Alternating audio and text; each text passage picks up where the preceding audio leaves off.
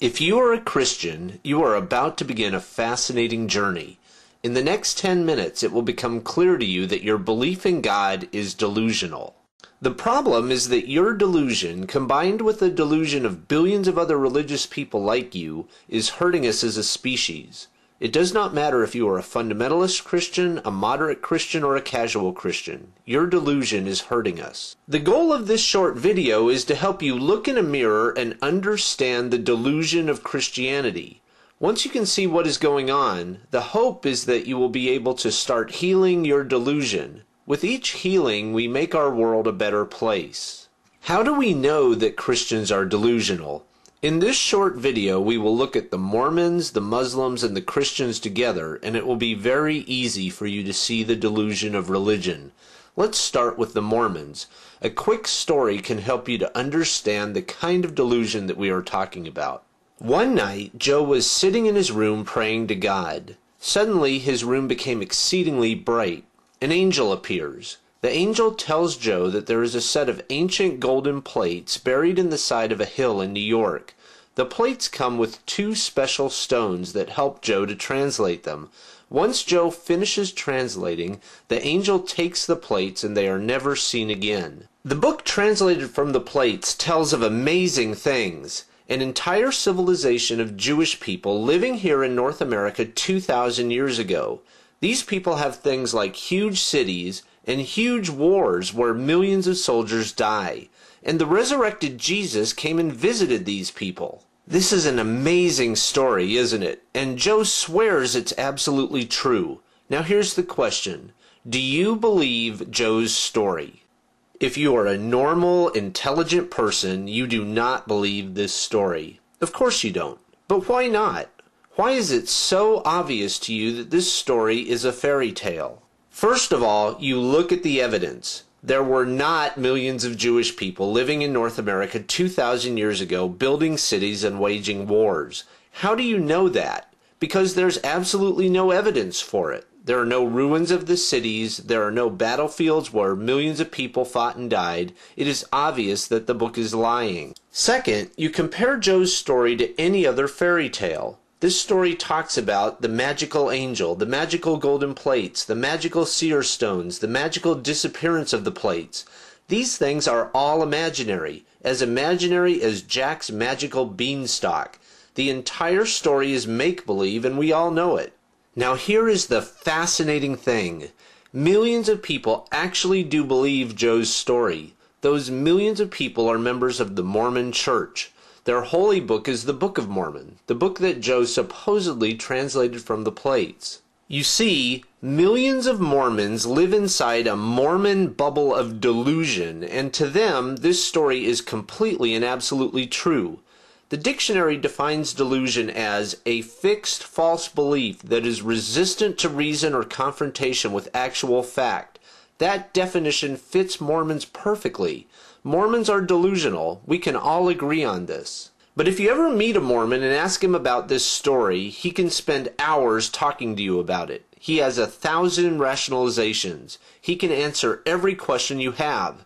To a Mormon, Joe's story is totally, absolutely, completely true. What a Mormon sees as indisputable truth, every normal person sees as utter delusion. There is no reason to sugarcoat things. Mormons are entirely delusional, and everyone who stands outside the Mormon bubble of delusion knows it. Now let's look at the Muslim religion. For Muslims, the story starts with a man named Muhammad sitting in a cave. He sees a bright flash of light, just like Joe did. There's also a talking angel. Sounds familiar, doesn't it? The angel speaks to Muhammad for 11 years, and then one day the angel brings Muhammad a magical horse. Muhammad mounts the horse and it takes him to heaven. Then the horse brings Muhammad back to earth. Everything that the angel told Muhammad was recorded by scribes and became the book that we know today as the Quran. Now here's the question. Do you believe this story? Do you believe that an angel dictated the Quran to Muhammad? Do you believe that Muhammad rode a magical horse to heaven? Of course not. This story is just as delusional as the Mormon story. The Muslim bubble of delusion is exactly like the Mormon bubble. To the people inside the Muslim bubble, this fairy tale story is completely, absolutely, totally true. But for everyone standing outside the Muslim bubble, we see with total clarity that the Muslims are delusional. It is obvious that this is a fairy tale. You and I both know, for example, that magical flying horses are just as imaginary as Santa's flying reindeer. So now we come to the Christian bubble. How do we know that Christians are delusional? Because the Christian story is just like the stories of the Mormons and the Muslims. In the Christian fairy tale, a magical ghost inseminates a woman named Mary. She gives birth to a magical son named Jesus. A magical star leads people to the baby.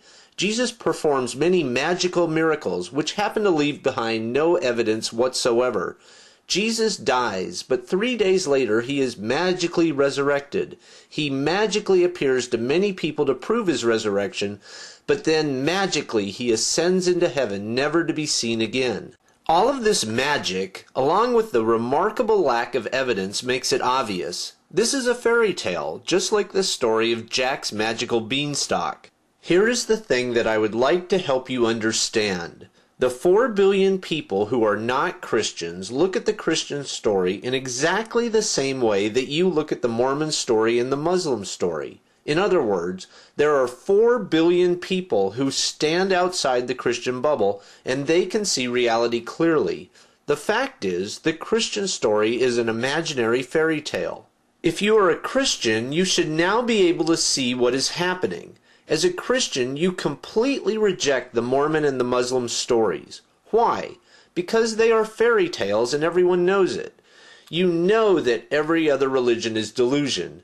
Now simply recognize the obvious. The Christian religion is exactly the same. All the people inside the Christian bubble are just as delusional. Christians are delusional. Every rational person can see that. You should also be able to see that there is only one sane position for an intelligent person to take in this diagram. By standing outside of all of these religious bubbles, you free yourself from delusion. Why do you need to heal your delusion? Because all of these religious bubbles harm us as a species. A planet full of delusional people is not healthy. Just look at how Christianity skews your thinking. The delusion of Christianity makes you outrageously superstitious. Chances are you believe in the power of prayer, even though every valid scientific study shows that prayer has absolutely no effect. The belief in prayer is complete superstition. The delusion of Christianity radically devalues human life. We routinely send soldiers into battle with the message that it's okay to die because once you die you get to go to heaven. In reality, heaven is completely imaginary. The belief in heaven is delusional. The delusion of Christianity replaces rational thought with dangerous mythology. For example, 60% of adults in America believe that Jesus will return and destroy our planet. Myths like these grossly skew your thinking about the future of our species. They also slow scientific progress. The list goes on and on. The delusion of Christianity forces you to discard rational thought in many parts of your life. Your irrationality hurts us all. My goal here is not to criticize you for your religious beliefs, but instead to help you recover from your delusion. The solution is straightforward. Simply think about your delusion and it will fall like a house of cards. Thinking is the solution. If you will turn on your brain, the depth of your delusion will become obvious to you, and you will be able to start down the path to recovery. You can begin your healing journey right now. For example, ask yourself, why is it that every scientific study shows that prayer is a superstition? Why is it that you, as a rational human being, would believe in a completely imaginary place like heaven?